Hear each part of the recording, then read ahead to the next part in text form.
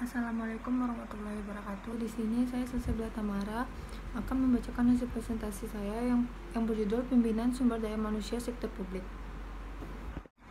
Baiklah, yang pertama yaitu target penataan sistem manajemen sumber daya manusia terbagi atas 5. Yang pertama, meningkatkan ketaatan terhadap pengelolaan sumber daya manusia aparatur. Yang kedua, meningkatkan transparansi dan akutabilitas pengelolaan sumber daya manusia aparatur.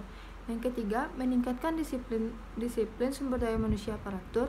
Yang keempat, meningkatnya efektivitas manajemen sumber daya manusia aparatur. Dan yang terakhir yaitu meningkatnya profesionalisme sumber daya aparatur. Selanjutnya itu penataan sistem manajemen sumber daya manusia. Yang pertama, perencanaan kebutuhan pegawai sesuai dengan kebutuhan organisasi. Yang kedua, pola mutasi internal. Yang ketiga, pengembangan pegawai berbasis kompetensi. Yang keempat, penataan kinerja individu. Yang kelima, penegakan aturan disiplin atau kode etik ataupun kode perilaku seorang pegawai. Yang keenam yaitu sistem informasi kepegawaian. Selanjutnya itu tata cara pengajuan penghargaan. Di sini tata caranya ada 6. Yang pertama yaitu berkas usul dan penghargaan dan usul. Yang kedua yaitu pimpinan Statker pusat dan daerah mengusulkan. Yang ketiga yaitu Biro Kepegawaian memeriksa dan meneliti berkas. Yang keempat, Biro Kepegawaian menyampaikan piagam dan medali kepada pemimpin Statker dan pusat daerah. Yang kelima, hasil piagam dan medali disampaikan ke Biro Kepegawaian.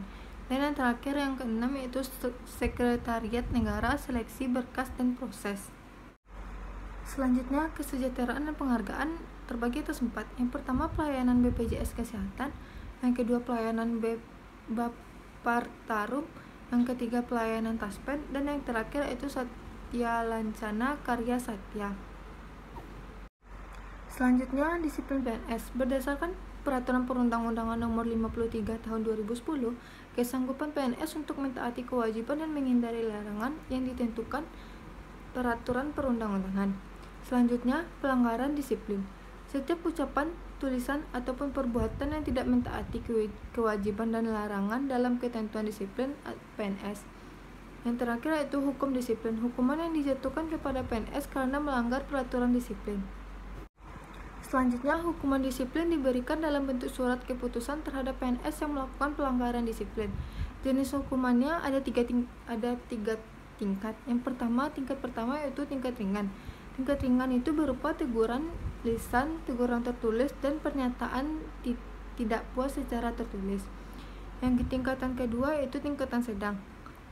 Penundaan KGB selama 1 tahun, yang kedua penundaan KP selama 1 tahun, yang ketiga penundaan pangkat setingkat lebih rendah selama 1 tahun.